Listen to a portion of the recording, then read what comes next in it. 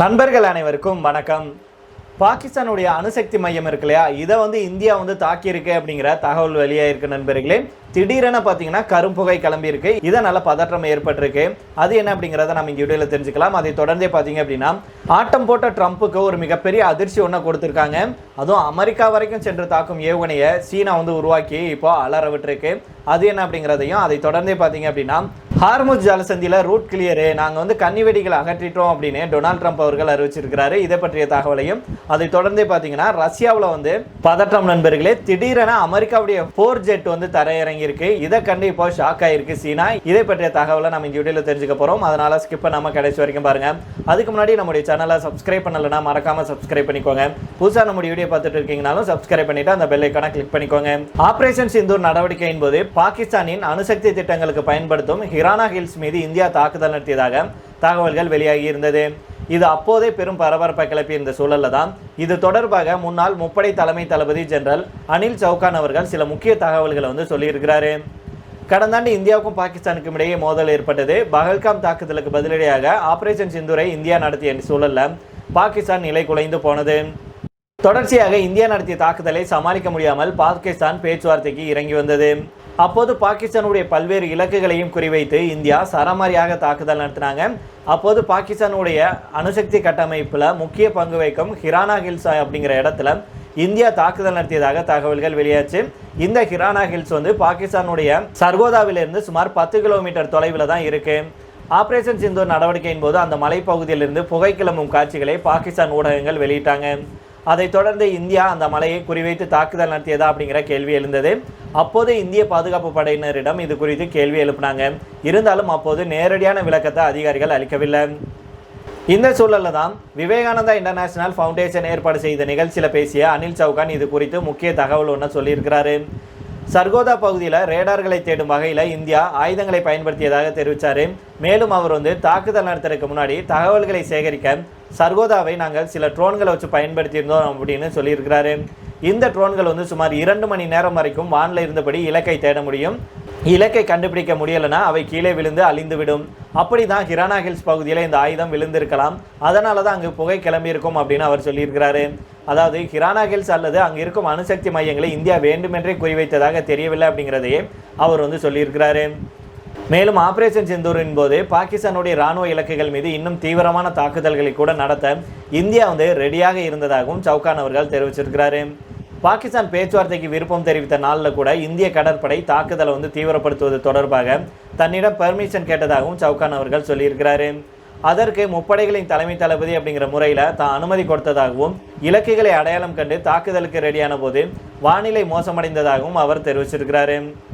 மேலும் அவர் என்ன சொல்றாருன்னா, இந்த மோதலில் பாகிஸ்தான் படுதோல்வி அடைந்தது. இந்தியாவுடைய வெற்றிக்கு விழிப்புணர்வு, வெளிப்படைத்தன்மை மற்றும் முப்படைகளுக்கு இடையிலான ஒருங்கிணைப்பு ஆகியவை தான் முக்கிய காரணங்கள். இராணுவம், கடற்படை மற்றும் விமானப்படை ஆகிய 3 படைகளும் ஒரே நேரத்தில் செயல்பட்டு ஒருங்கிணைந்த முடிவுகளை எடுத்தாங்க.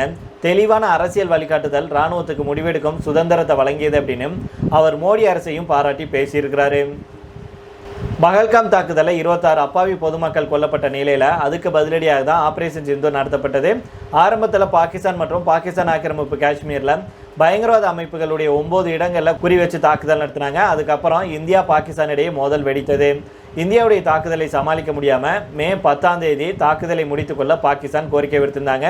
இந்த நிலையில தான் பாகிஸ்தானுடைய அணுசக்தி மையத்தை இந்தியா தாக்கியதா அப்படிங்கிற கேள்வி எழுந்திருக்கு.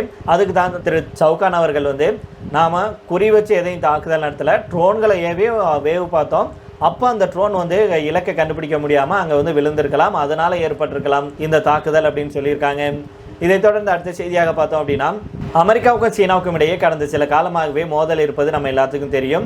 சீனாவுடைய ஆதிக்கம் வளர்ந்து வரும் நிலையில் அதை கட்டுப்படுத்த அமெரிக்கா பல்வேறு வழிகளையும் முயற்சி செஞ்சுட்டு வருது. இதற்கிடையில தான் ட்ரம்ப்புக்கு அதிர்ச்சி தரும் வகையில் அமெரிக்கா வரைக்கும் சென்று தாக்கக்கூடிய ஏவுகணைகளை சீனா உருவாக்கி இருப்பதாக தகவல்கள் வெளியாகிருக்கு. இப்போது உலகின் 2 முக்கிய வல்லரசு நாடுகளாக அமெரிக்காவும் சீனாவும் இருக்காங்க. பல்வேறு துறைகளிலையும் இந்த 2 நாடுகளுக்கு இடையே கடும் போட்டி இருக்கு. குறிப்பாக இராணுவத்திலையும் கூட அமெரிக்கா சீனா இடையே போட்டியை நிலவிட்டு வருது. அமெரிக்காவுக்கு இணையான ஆயுதங்களை உருவாக்குவதில் சீனா தொடர்ந்து தீவிரம் காட்டிட்டு வருது. இதற்கிடையில தான் சீனா ஆயுத திறனை மேலும் விரிவுபடுத்தி வருவதாக தகவல்கள் வெளியாகிருக்கு. ஆயிரக்கணக்கான கிலோமீட்டர் தொலைவில் இருக்கும் முக்கிய இலக்குகளை குறிவச்சு தாக்கக்கூடிய ஹைப்பர்சோனிக் கிளைட் ஏவுகணையை சீனா இப்போது வெற்றிகரமாக உருவாக்கியிருப்பதாக தகவல்கள் வெளியாகிருக்கு. வானிலிருந்து ஏவப்படும் வகையில் உருவாக்கப்பட்டுள்ள இந்த ஹைப்பர்சோனிக் கிளைட் ஏவுகணைகள் வானில் நகர்ந்து கொண்டிருக்கும் இலக்குகளை கூட துல்லியமாக தாக்கி அளிக்கக்கூடியது. அமெரிக்கா ஈரான் இடையே கடந்த 6 மாதங்களாக போர் தொடரும் நிலையில் வான் பாதுகாப்பு ஏவுகணைகள் மற்றும் நீண்ட தூர தாக்குதல் ஆயுதங்களுக்கு சர்வதேச அளவில் பற்றாக்குறை ஏற்பட்டிருக்கு. இந்த சூழலில் தான் சீனா உருவாக்கியிருக்கும் இந்த புதிய ஆயுதங்கள் சர்வதேச அளவில் கவனம் ஈர்த்திருக்கு. சீனாவுடைய புதிய ஆயுதங்கள் தொலைதூரத்தில் இருக்கும் முக்கியமான விமானங்களை குறிவைத்து தாக்கி அளிக்கக்கூடியது. குறிப்பாக வானில் இருந்தபடியே எரிபொருள் நிரப்பும் டேங்கர்கள், எச்சரிக்கை விமானங்கள் மற்றும் அமெரிக்க விமானப்படையுடைய E-4B நைட் வாட்ச் போன்ற விமானங்களையும் கூட துல்லியமாக தாக்கும் அப்படின்னு சொல்லியிருக்காங்க. வானில் இருக்கும் இலக்குகளை துல்லியமாக தாக்கி அளிக்க வானிலிருந்து ஏவப்படும் ஏவுகணையை உருவாக்கிய முதல் நாடு சீனா அப்படின்னு சொல்லப்படுது. சீனா உருவாக்கியிருக்கும் இந்த ஹைப்பர்சோனிக் கிளைட் வெஹிக்கிள் அப்படிங்கிறது ஏவுகணை வளிமண்டலத்தில் ஹைப்பர்சோனிக் வேகத்தில் பயணித்து இலக்கை நோக்கி செல்லும் அப்படின்னு சொல்லியிருக்காங்க. அதாவது ஒளியை விட 5 மடங்கு வேகத்தில் 6100 கிலோமீட்டர் வேகத்தில் பயணிக்கக்கூடியது அப்படின்னு சொல்கிறாங்க. மேலும் இது ஏவப்பட்டதுக்கு அப்புறம் தன்னுடைய பாதையை மாற்றிக்கொள்ளக்கூடியது. இதனால் எதிரிகளால் இதை எளிதாக இடைமறித்து விட முடியாது. இந்த ஏவுகணை அதிகபட்சமாக 2414 கிலோமீட்டர் வரை சென்று தாக்கக்கூடும்.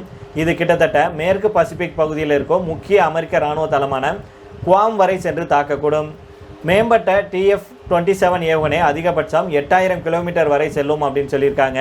அதாவது அமெரிக்காவுடைய ஹவாய் தீவையை கூட இது நேரடியாக தாக்க முடியும் அப்படின்னு சொல்கிறாங்க. இந்த ஏவுகணையை பயன்படுத்துறதுல சில சிக்கல்களும் இருக்குது அப்படிங்கிறத நம்ம தெரிஞ்சுக்கணும். அதாவது அதிகபட்ச தூரத்தில் செல்லும்போது இலக்கை அடைய 20 நிமிடங்கள் அல்லது அதற்கும் அதிகமாக ஆகலாம் அப்படின்னு சொல்கிறாங்க. இதனால் துல்லியமான இலக்கை தாக்க புதிய தகவல்கள் தேவைப்படும். அதே நேரம் இது சீன ஆயுதத்துக்கு மட்டும் இருக்கும் சிக்கல் இல்லை, தொலைதூரம் வரை செல்லும் அனைத்து ஏவுகணைகளுக்குமே இந்த சிக்கல் இருக்கு. அமெரிக்காவுக்கு சவால் விடுக்கும் வகையில் சீனா தன்னுடைய ஏவுகணை திறனை வேகமாக விரிவுபடுத்திட்டு வர்றது. 2024ஆம் ஆண்டு நிலவரப்படி சீனாவிடம் குறைந்தது 3150 பாலிஸ்டிக் ஏவுகணைகள் மற்றும் 300 தரையிலிருந்து ஏவப்படும் குரூஸ் ஏவுகணைகள் இருக்கு. அதாவது கடந்த 10 ஆண்டுகளில் சீனாவுடைய பாலிஸ்டிக் ஏவுகணைகள் 147% வரையிலையும், குரூஸ் ஏவுகணைகள் கையிருப்பு 50% அதிகரிச்சிருக்கு அப்படின்னு சொல்லியிருக்காங்க. இதை தொடர்ந்து அடுத்ததாக பார்த்தோம் அப்படின்னா, ஹார்முஸ் ஜலசந்தியில் ரூட் கிளியர் ஆயிடுச்சு அப்படின்னு அமெரிக்க அதிபர் டொனால்ட் ட்ரம்ப் அவர்கள் தெரிவிச்சிருக்கிறாரு. ஹார்முஸ் ஜலசந்தியில் இருக்கும் அனைத்து கன்னிவெடிகளும் அகற்றப்பட்டு விட்டது அல்லது வெடிக்க வைக்கப்பட்டு விட்டன அப்படின்னும் இந்த தகவலை எனக்கு அமெரிக்க கடற்படை தெரிவிச்சிருக்கு அப்படின்னு ட்ரம்ப் அவர்கள் சொல்லியிருக்கிறாரு. இது தொடர்பாக மேலும் ட்ரம்ப் அவர்கள் என்ன சொல்லியிருக்கிறார்னா, ஹார்முஸ் ஜலசந்தியில் சர்வதேச நீர்ப்பகுதியில் இருக்கும் அனைத்து கன்னிவெடிகளும் அகற்றப்பட்டு விட்டன அல்லது செயலிழக்க வைக்கப்பட்டன அப்படின்னு தற்போது தான் அமெரிக்க கடற்படையினிடம் சொல்லியிருக்காங்க. ஹார்முஸ் பகுதியில் மீண்டும் கன்னிவெடிகளை வைத்தால் உடனடியாக அளிக்கப்படும் அப்படின்னும் ஈரான் கிட்ட தெரிவிக்கப்பட்டிருக்கு அப்படின்னும் அவர் பதிவிட்டிருக்கிறாரு. மேலும் ட்ரம்ப் அவர்கள் என்ன சொல்றாருன்னா, ஹார்முஸ் ஜலசந்தியுடைய நீர்வழி பாதை மற்றும் பிகாஸ் மலைப்பகுதியை ஒவ்வொரு இன்ச்சாக அமெரிக்கா தன்னுடைய வான்படைகள் மூலம் கண்காணிச்சுட்டு வருது அப்படின்னும் தெரிவிச்சிருக்கிறாரு. இதுக்கு முன்னதாக தன்னுடைய ட்ரூத் தளத்தில் வெளியிட்ட மற்றொரு பதிவில் ட்ரம்ப் அவர்கள் என்ன சொன்னார்னா, ஈரான் மிகப்பெரிய மனிதாபிமான நெருக்கடியை சந்திச்சுட்டு வருது அப்படின்னு சொல்லியிருந்தாரு. அதாவது ஈரான் மீது மிகப்பெரிய பொருளாதார ரீதியாக முடக்கும் வகையில் மிகப்பெரிய நடவடிக்கைகளை எடுக்கப் போவதாக அமெரிக்க அதிபர் ட்ரம்ப் அவர்கள் எச்சரிக்கை விடுத்திருந்தார். ஈரான் கூட வர்த்தகம் செய்யும் நாடுகள் மீதும் பொருளாதார தடை பாயும் அப்படின்னும் ட்ரம்ப் அவர்கள் சொல்லியிருந்த நிலையில தான் அமெரிக்காவுடைய நடவடிக்கையை எதிர்கொள்ள நாங்கள் தயாராக இருக்கிறோம் அப்படின்னு ஈரான் சொல்லியிருந்தது. இது தொடர்பாக ஈரான் என்ன சொன்னாங்கன்னா, ஈரானுடைய உறுதியை சோதிக்க அமெரிக்கா தங்களால் முடிந்த அனைத்தையும் முயற்சி செஞ்சு தோல்வியை சந்திக்குது. அமெரிக்கா மீண்டும் ஒரு தோல்வியை சந்திக்க இருக்கு. அமெரிக்காவுடைய நடவடிக்கையை சமாளிக்க 2 ஆண்டு திட்டத்தை நாங்கள் வச்சிருக்கிறோம். அமெரிக்கர்களுடைய வீண் தற்பெருமை பேச்சை யாரும் நம்புவதில்லை. மற்ற நாடுகளுடனான உறவுகளை மேலும் கட்டுப்படுத்தும் பொருளாதார நிலையில் அமெரிக்கா தற்போது இல்லை அப்படின்னு தெரிவிச்சிருக்காங்க. இதைத் தொடர்ந்து கடைசியாக பார்த்தோம் அப்படின்னா, ரஷ்யா மற்றும் அமெரிக்கா இடையே யுக்ரைன் போர் காரணமாக கடுமையான பனிப்போர் சூழல் நிலவிட்டு வரும் நிலையில் மாஸ்கோவுடைய நுகோவா சர்வதேச விமான நிலையத்தில் அமெரிக்க விமானப்படைக்கு சொந்தமான இராணுவ போக்குவரத்து விமானம் ஒன்று திடீரென தரையிறங்கி இருக்கிறது. சர்வதேச அளவில் இப்போ பரபரப்பை ஏற்படுத்தியிருக்கு. மாஸ்கோவில் அமெரிக்க விமானப்படை விமானம் திடீரென தரங்கியுள்ள சூழலையும் அதன் பின்னணியில் இருக்கும் நகர்வுகளையும் சீனா மிக உன்னிப்பாக கண்காணிச்சுட்டு வருது அப்படிங்கிற தகவல் கிடைச்சிருக்கு. விமான போக்குவரத்து தகவல்களை கண்காணிக்கும் ஃப்ளைட் ரேடார் 24 இணையதளத்தின் தரவுகளின்படி பார்த்தோம்னா, அமெரிக்காவில் பதிவு செய்யப்பட்ட போயிங் C-17 குளோப் மாஸ்டர் ரக இராணுவ விமானம் ஒன்று மாஸ்கோவுக்கு வந்தடைந்திருக்கிறத உறுதி செஞ்சுருக்காங்க. விமான கண்காணிப்பு தரவுகளின்படி பார்த்தோம்னா, இந்த குளோப் மாஸ்டர் விமானம் வாஷிங்டன் DC அருகே இருக்கும் புகழ்பெற்ற game springs joint space Andrews விமான தளத்திலிருந்து புறப்பட்டிருக்கு. இந்த ஆண்ட்ரூஸ் தளம் தான் அமெரிக்க அதிபர், துணை அதிபர் மற்றும் நாட்டின் உயர்மட்ட தூதர்கள், இராணுவ ஜெனரல்கள் அதிகாரப்பூர்வ பயணங்களுக்கு பயன்படுத்தப்படும் மிக முக்கியமான விமான தளமாகும். அங்கிருந்து புறப்பட்ட விமானம் ஆகஸ்ட் 23 அன்னைக்கு லாட்வியா நாட்டின் ரிகா நகருக்கு சென்றிருந்திருக்கு. பின்னர் அங்கிருந்து இன்னைக்கு காலையில் புறப்பட்டு நேரடியாக மாஸ்கோவுடைய நுகோவா விமான நிலையத்தில் தரையிறங்கியிருக்கு. யுக்ரைன் போருக்கு அப்புறம் ரஷ்ய வான்வெளியில் மேற்கத்திய நாடுகளுடைய விமானங்கள் பறக்க கடுமையான தடைகள் விதிக்கப்பட்டுள்ள சூழலில் அமெரிக்க இராணுவ விமானம் மாஸ்கோவில் நுழைந்தது உலக நாடுகளை உற்று நோக்க வச்சிருக்கு. இது குறித்து ரஷ்ய அதிபர் மாளிகையான கிரெம்ளின் செய்தி தொடர்பாளர் டிமிட்ரி பெஸ்கோவிடம் செய்தியாளர்கள் எழுப்பிய கேள்விக்கு இந்த விமானத்தின் வருகை குறித்து தங்களுக்கு எந்த தகவலும் இல்லை அப்படின்னு ஒற்றை வரியில் பதிலளிச்சிருக்கிறாரு. மேலும் இந்த வாரம் அமெரிக்க நிர்வாகத்தின் பிரதிநிதிகள் எவர் கூடயும் எந்த ஒரு அதிகாரப்பூர்வ சந்திப்பும் திட்டமிடப்படவில்லை அப்படின்னும் அவர் திட்டவட்டமாக மறுத்திருக்கிறாரு. இந்த நிலையில தான் போயிங் C-17 குளோப் மாஸ்டர் அப்படிங்கிறது வழக்கமான பயணிகள் விமானம் அல்ல. இது துருப்புகள், கனரக போர் தளவாடங்கள், அதிநவீன பாதுகாப்பு வாகனங்களை நீண்ட தூரத்துக்கு ஏற்றி செல்லும் திறன் கொண்ட அமெரிக்காவுடைய பிரம்மாண்ட இராணுவ சரக்கு விமானமாகும். அதனால் இதன் திடீர் வருகை குறித்து பல்வேறு யூகங்கள் மற்றும் சர்வதேச ஆய்வுகள் கிளம்பியிருக்கு.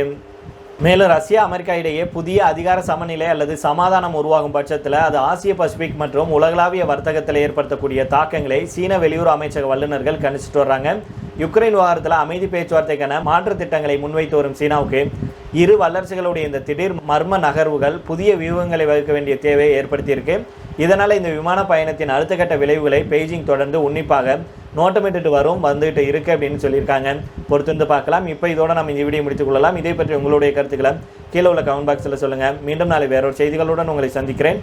நன்றி, வணக்கம்.